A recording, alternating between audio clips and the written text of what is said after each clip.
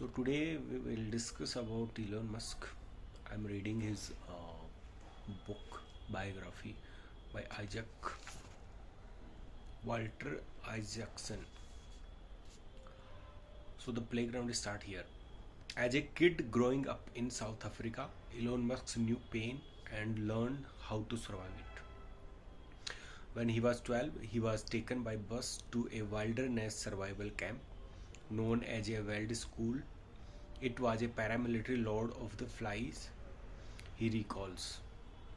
The kids were each given small rations of food and water, and they were allowed, indeed encouraged, to fight over them. Bullying was considered a virtue. His younger brother, Kimball, says the big kids quickly learned to punch the little one in the face and take their stuff. Elon, who was small and emotionally awkward, got beaten up twice. He would end up losing 10 pounds. Near the end of the first week, the boys were divided into two groups and told to attack each other. It was so insane, mind blowing. Musk recalls every few years one of the kids would die. The counselors would recount such stories as warning. Don't be stupid like the dumb fuck who died last year. They would say, don't be the weak, dumb fuck. The second time Elon went to Weld School, he was about to turn 16. He had gotten much bigger, bursting up to 6 feet with a bear-like frame, and had learned some judo. So Weld School was not so bad. I realized by then that if someone bullied me, I could punch them very hard in the nose and then they would not bully me again. They might beat the shit out of me, but if I had punched them hard in the nose, they would not come after me again. South Africa in 1980s was a violent place with machine guns, attacks and knife killing common. Once when Elon and Kimball got off a train on their way to an anti-apartheid music concert, they had to wade through a pool of blood next to a dead person with a knife still sticking out of his brain. For the rest of the evening, the blood on the soles of their sneakers made a stitchy sound against the pavement. The Musk finally kept German Shepherd dogs that were trained to attack anyone running by the house. When he was 6, Elon was racing down the driveway and his favorite dog attacked him, taking a massive bite out of his back. In the emergency room, when they were preparing to stitch him up, he resisted being treated until he was promised that the dog would not be punished. You are not going to kill, are you? Elon asked. They swore that they would not.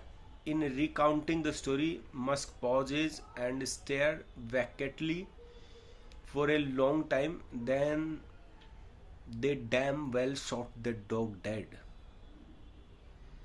His most searing experience came at school. For a long time, he was the youngest and smallest student in his class. He had trouble picking up social cues. Empathy did not come naturally, and he had neither the desire nor the instinct to be irritating. As a result, he was regularly picked up by bullies who would come up and punch him in the face. If you have never been punched in the nose, you have no idea how it affects you the rest of your life, he says. At an assembly one morning, a student who was horsing around with a gang of friends bumped into him. Elon pushed him back. Words were exchanged. The boy and his friends hunted Elon down at recess and found him eating a sandwich. They came up from behind, kicked him in the head, and pushed him down a set of concrete steps. They sat on him and just keep beating the shit out of him and kicking him in the head, say Kimball, who had been sitting with him. When they got finished, I could not even recognize his face. It was such a swollen ball of flesh that you could barely see his eyes. He was taken to the hospital and was out of the school for a week. Decades later, he was still getting corrective surgeries to try to fix the tissues inside his nose. But those scares were minor compared to the emotional ones inflicted by his father, Errol Musk, an engineer, rogue, and charismatic fantasist who to this day bedevils alone. After the school fight, Errol sided with the kid who pummeled Elon's face. The boy had just lost his father to suicide, and Elon had called him stupid. Errol says, Elon had this tendency to call people stupid. How could I possibly blame that child? Makes sense. When Elon finally came home from the hospital, his father berated him.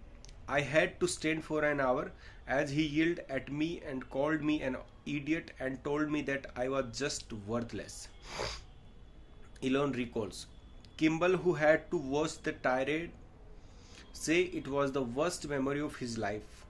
My father just lost it, went ballistic, as he often did. He had zero compassion.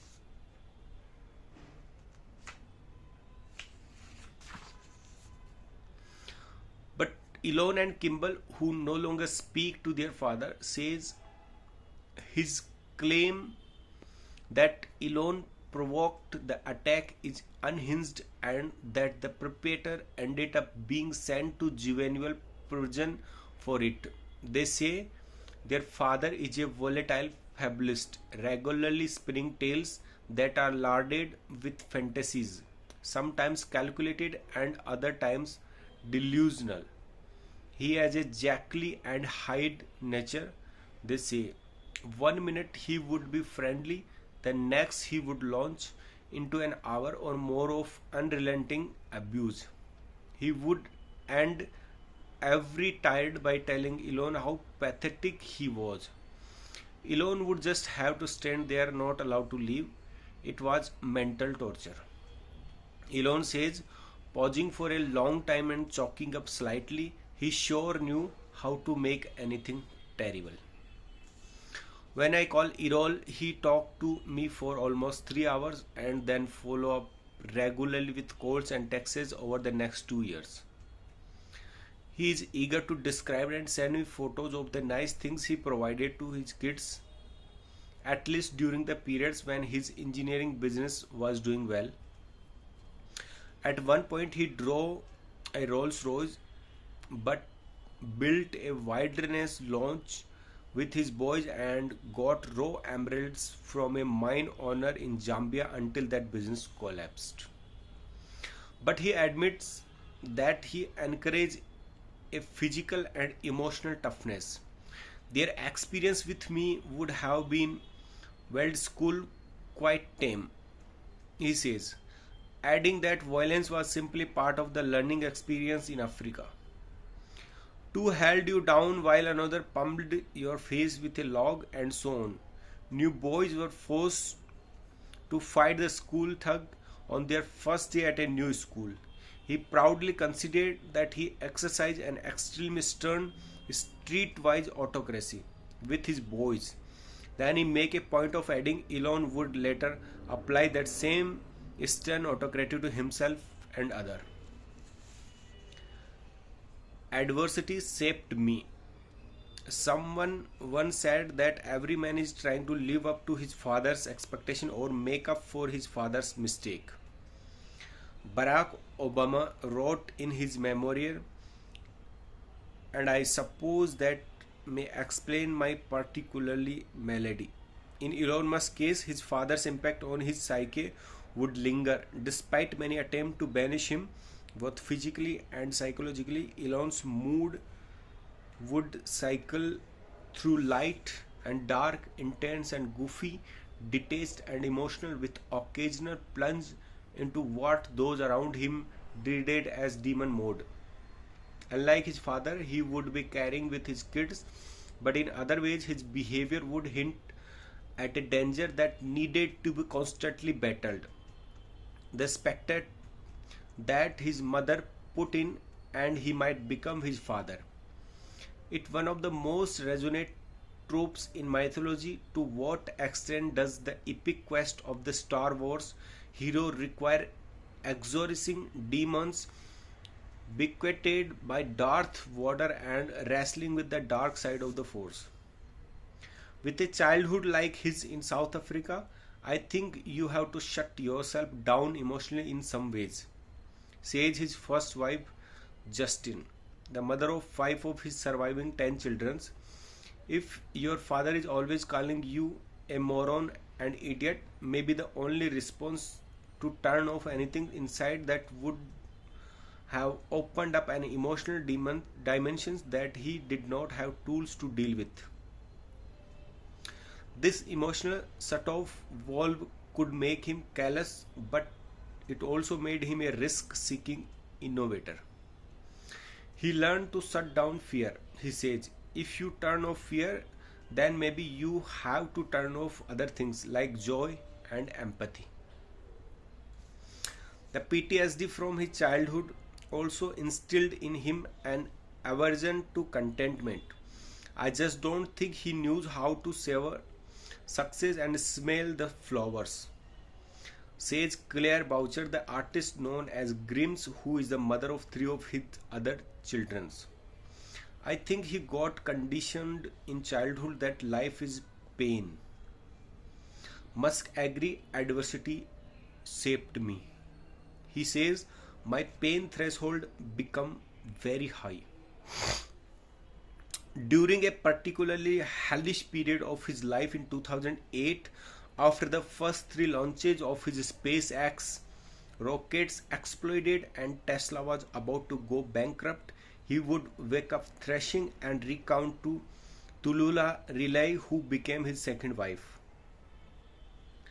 The horrendous thing his father had once said, I heard him use those phrases himself. She say, it had a profound effect on how he operated. When he recalled these memories, he would zone out and seem to disappear behind his steel-colored eyes. I think he was not conscious of how that still affected him because he thought of it as something in his childhood. Relay say, but he retained a childlike, almost stunned side. Inside the man, he is still there, a child, and a child standing in the front of his dad. Out of this cauldron, Musk developed an aura that made him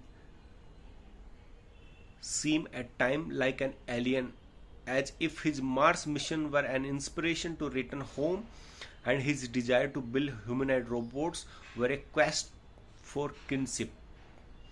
You would not be totally shocked if he ripped off his shirt and you discovered that he had no navel and was not of his planet born.